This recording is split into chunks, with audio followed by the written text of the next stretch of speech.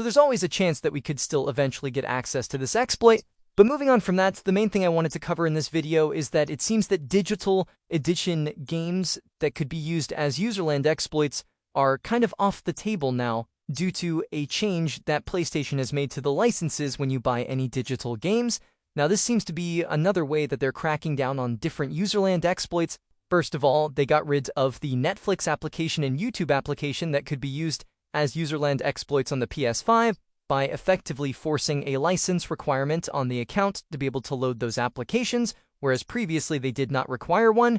And then, of course, we also have the PlayStation View application that used to be able to be used as an entry point to trigger a kernel exploit, and they've now revoked the license on firmware 13.20, preventing the application from being loaded on that firmware. So any firmwares 13.50 and higher are not able to run PlayStation View and use that entry point. But we've always had the games that have userland exploits like Star Wars Racer Revenge, games like Don't Starve Together, and of course also Arcade Spirits, the new challengers, and the Japanese Lua games that can all be used as entry points to trigger any future kernel exploits. And so far there's not been anything they can do about that because they can't exactly just take away people's games. However, now whenever you buy any game from the PlayStation Store, so a couple of games I bought recently, we've got Don't Starve Together Console Edition.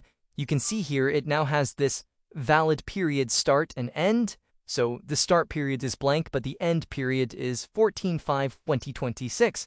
So I bought this game on the 14th of April, and then 1 month later, it expires. It's no longer valid. You can see it also shows remaining time 20 days. And this used to just be a thing on PlayStation Plus games that would expire, like game rentals or subscriptions that would expire after a certain period.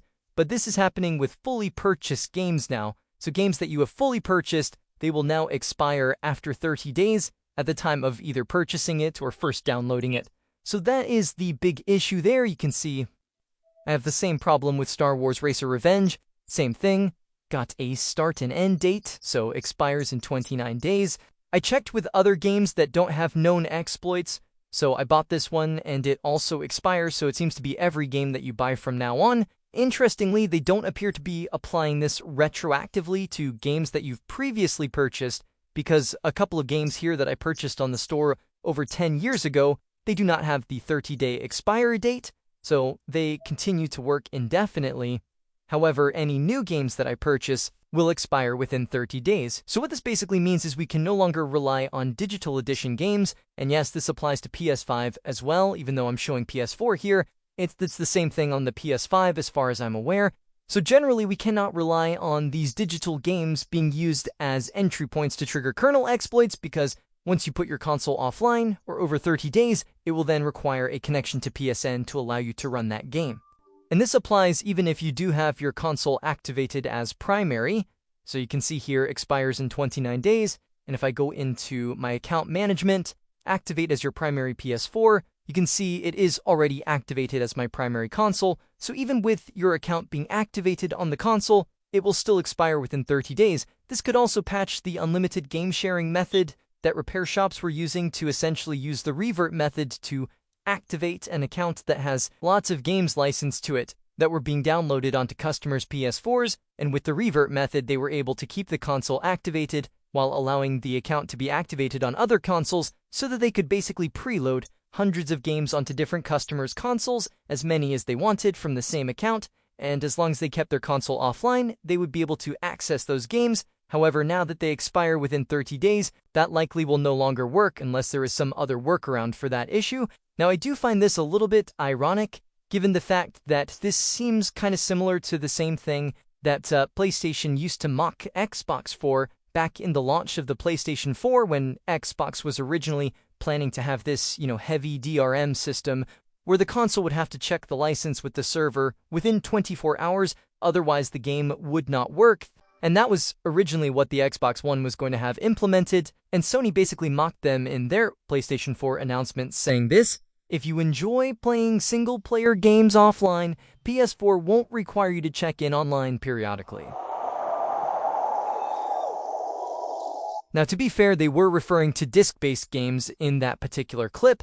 However, that has been the same also for digital games as long as your account was activated as the primary account for the console. you could use the game indefinitely without having to periodically check in online, whereas now they seem to be doing the same thing that they used to mock Xbox for planning to do, which is now you have to periodically check in online every 30 days to validate your digital purchases to be able to continue to use them offline. So yeah, that is obviously very disappointing to see, even from a game preservation standpoint as well, given the fact that you don't really own your digital purchases if you have to check in online with Sony to be allowed to use them. But anyway, that's a whole different issue. So obviously the recommendation is to keep your console offline. Do not connect to Sony servers if you do have one of these games that you're keeping potentially for a jailbreak that was a digital purchase.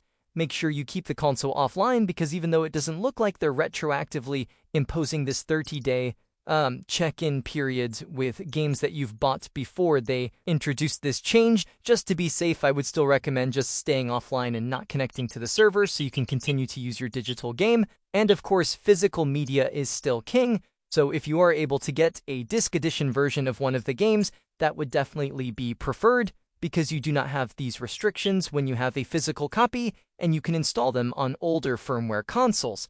And obviously you will need a disc edition console for this, so going forward, if you're looking to get a console that will be jailbreakable, then always go for a disc edition console, because it gives you more options. Now, it isn't all bad news, of course, because we do have Linux progressing for the PS5 from the Flow, as he has recently recruited a bunch of beta testers to test out Linux. He also states that he'll be releasing it with support up to 4.51, and then other people can try and port it to work with KLD load, so there's a chance that it could still work on higher firmwares through KLD load instead of a hypervisor exploit, but at least the immediate version seems like it will support up to 4.51.